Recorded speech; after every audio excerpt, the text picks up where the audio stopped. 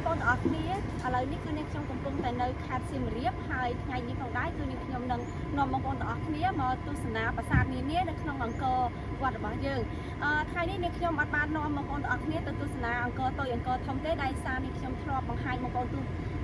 អស់គ្នារួចរាល់ហើយប៉ុន្តែថ្ងៃនេះនាងខ្ញុំនឹងនាំបងប្អូនទាំងអស់គ្នាមកទស្សនាប្រាសាទផ្សេងៗទៀតដែលនៅជិតអង្គរវត្តយើងផងដែរចាហើយនៅទឹកដីអង្គរវត្តយើងនេះមានប្រាសាទជាច្រើនដែលនៅជិតគ្នាបងប្អូនតែឥឡូវគឺនាងខ្ញុំកំពុងតែឈរនៅទល់មុខប្រាសាទប្រៃរូបអញ្ចឹងគឺនាងខ្ញុំនឹងនាំបងប្អូនទាំងអស់គ្នាទៅមើលប្រាសាទយើងទាំងអស់គ្នាតើអស្ចារ្យយ៉ាងណាចាំទៅតាមដានជាមួយនាងខ្ញុំនៅខាងក្នុងចា៎ហើយប្រាសាទនេះគឺសាងសង់ដោយឥដ្ឋបុរាណហើយនឹងថ្មបាយក្រៀមបងប្អូនតែឥឡូវនេះខ្ញុំចង់នាំបងប្អូនទាំងអស់គ្នាទៅទស្សនានៅខាងក្នុងតែម្ដង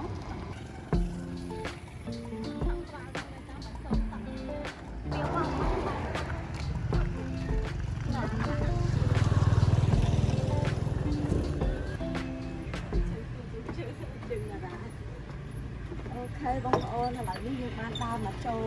លមកដល់ខ្លងស្ពានទី1ហើយមើល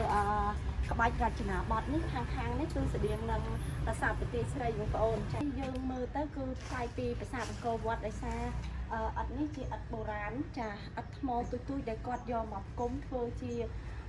ប្រាសាទរបស់យើងចាក្រៅពីឥដ្ឋដែលគាត់យកមកសាងសង់ប្រាសាទក៏មានថ្មពក់ហើយនៅខាងមុខនេះខ្ញុំគាត់ធ្វើជាលបងបងប្អូនចាគឺជាថ្មបាយក្រៀម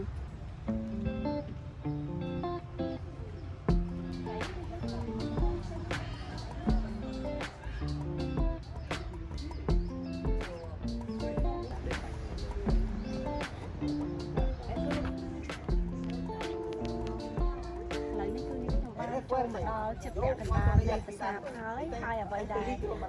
ចាប់អារម្មណ៍ហើយស្រាប់ថ្ងៃគាត់គឺការរៀបចំឥដ្ឋទូចនេះចារចនាបថចេញមកគឺសស្អាតមែនតើហើយនៅខាងមុខនេះខ្ញុំនេះគឺជាប្រាសាទប្រៃរូបចាអញ្ចឹងគឺការរៀបចំគឺខាងក្រោមនេះថ្មបាយក្រៀមចាហើយក៏មានថ្មឥដ្ឋនិងថ្មពក់លាយជាមួយគ្នាចាហើយនៅខាងស្ដាំដៃនេះខ្ញុំនេះគឺធ្វើពីថ្មឥដ្ឋសុទ្ធមកបងប្អូនចានៅទីនេះគឺកម្មចរារៀងជ្រេលអត់សូវចោតចេះហ្មងទេអញ្ចឹងយើងអាចឡើងថ្មើរជើងទៅតាមកម្មចរាចាស់បានហើយបើប្រាសាទអង្គរវត្តយើងនិងប្រាសាទនេះភាគច្រើនគាត់ធ្វើរៀងចោតគឺយើងចង់ឡើងទៅគាត់ធ្វើជាក្តារដើម្បីឲ្យយើងឡើងធ្វើជាកម្មចរាឡើងទៅចាហើយទីទៀតនេះខ្ញុំនឹងនាំបងប្អូនទាំងអស់គ្នាឡើងទៅលេងខាងលើបន្ថែមខ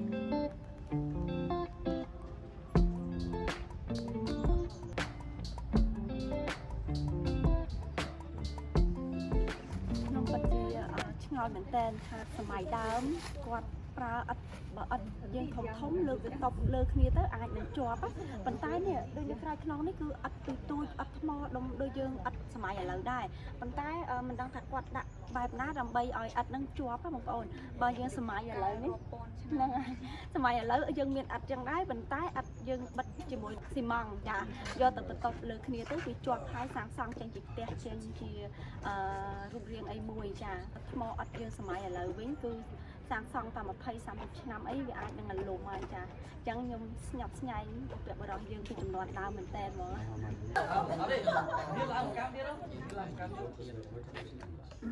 ចាបងប្អូនបន្ទាប់ពីអង្គុយសម្រាប់ឲ្យបាត់ហន់តិចឥឡូវចង់ដល់បងប្អូនទាំងអស់គ្នាឡើងទៅខាងលើតែម្ដងហើយនៅខាងឆ្វេងដៃនេះខ្ញុំនោះគឺមានចរាឈើឡើងអត់សូវចោតដូចកន្លែងនេះទេប៉ុន្តែខ្ញុំចង់ឡើងកន្លែងនេះបងប្អូន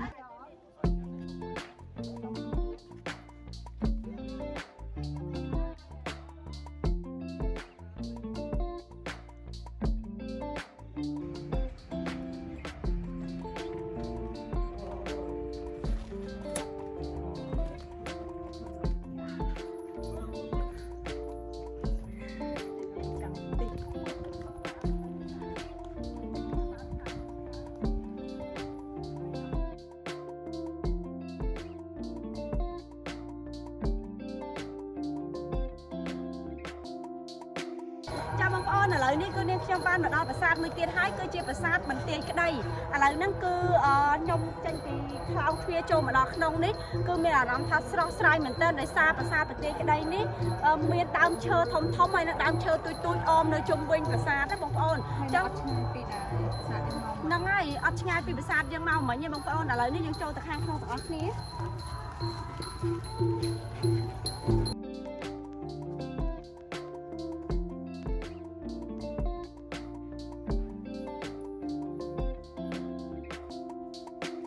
សួស្តីបងប្អូនទាំងអស់គ្នាឥឡូវនេះខ្ញុំបានមកដល់ប្រាសាទបន្ទាយក្តីហើយឥឡូវគឺខ្ញុំបានចូលមកដល់ចិត្តប្រាសាទហើយបងប្អូនដើរមកជាងពាក់កណ្ដាលដែរហើយចូលមកមានអារម្មណ៍ថាស្រស់ស្រាយមែនទែនដោយសារនៅជុំវិញប្រាសាទនេះគឺដើមឈើទាំងអស់ចាពុំពេញទៅដោយធម្មជាតិណាអញ្ចឹងពេលថ្ងៃនេះឥឡូវពងតែម៉ោង2ពុំពេញក្តៅប៉ុន្តែចូលមកដល់ទីនេះគឺត្រជាក់អត់ក្តៅទេឥឡូវនេះគឺខ្ញុំបានមកដល់ខាងក្នុងហើយប្រាសាទយើងនេះគឺលំនាំស្តៀងនឹងប្រាសាទអង្គរវត្តយើងដែរហើយភាគច្រើនគឺធ្វើពីថ្មពួកបងប្អូនតែអ្វីដែលខ្ញុំសង្កេតមើលគឺប្រាសាទមួយនេះបានទ្រុឌទ្រោមខ្លាំងមែនតើហើយនៅមុខនេះខ្ញុំគឺបានបាក់បែកច្រើនណានេះគឺជាចំហៀងខាងឆ្វេងនៃប្រាសាទពេលដែលយើងដើរចូលមក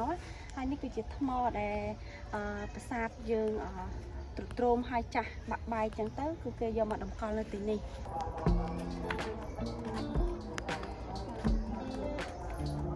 ទៅបាក់បែកច្រើនណាបងប្អូនខាងក្នុងណា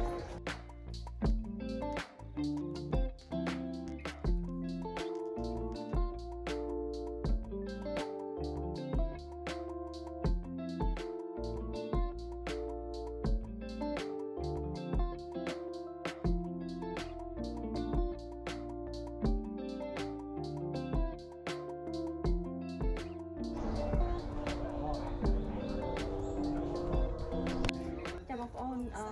គឺនាងខ្ញុំបានដើរមើលប្រាសាទជាច្រើនហើយប្រាសាទនីមួយៗដែលនាងខ្ញុំបានមកនេះគឺមានការបាក់បែកច្រើនអញ្ចឹងនាងខ្ញុំសង្ឃឹមថាតិចទៀតនឹងមានការសាងសង់ឡើងវិញដើម្បីឲ្យប្រាសាទយើងមានរូបរាងចាប្រហាក់ប្រហែលនឹងចំនួនដើមឲ្យបងប្អូនកូនខ្មែរយើងចំនួនក្រោយបានឃើញបានទស្សនានៅថ្ងៃមុខទៀតចាអូខេបងប្អូនទាំងអស់គ្នាឥឡូវនេះនាងខ្ញុំនឹងបញ្ចប់វីដេអូនៅកន្លែងនេះហើយបន្តមកទៀតនេះខ្ញុំនឹងនាំបងប្អូនទាំងអស់គ្នាទៅរកអីញ៉ាំដោយសារយើងដើររៀងហត់ដែរបងប្អូនតែយើង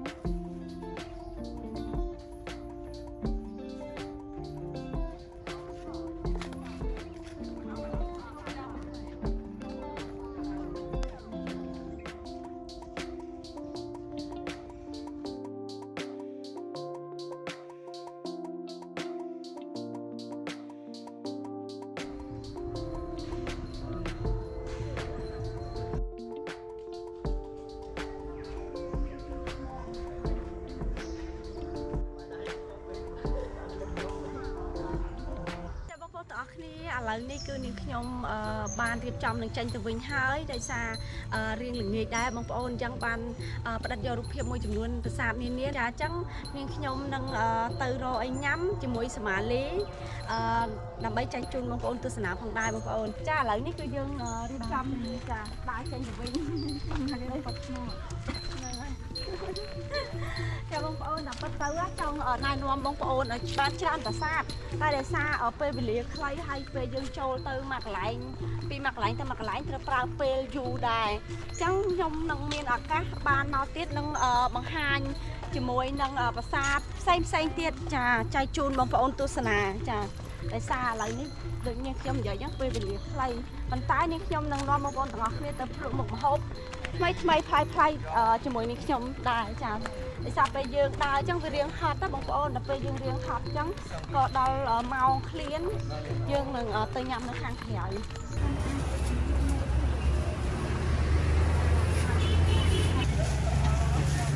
កន្លែងកុំព្យូទ័រ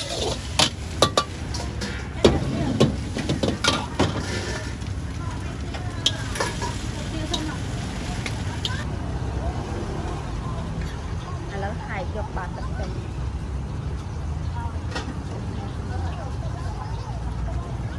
អាយអូនណាតិចយកមកដាក់បបោមាត់ឲ្យប៉ោង thơ mọt ở đó chảo killer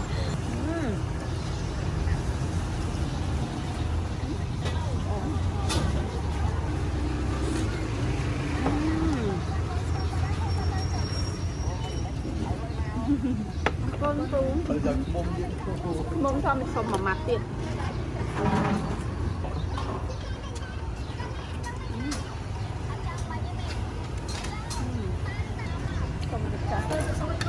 cha cha con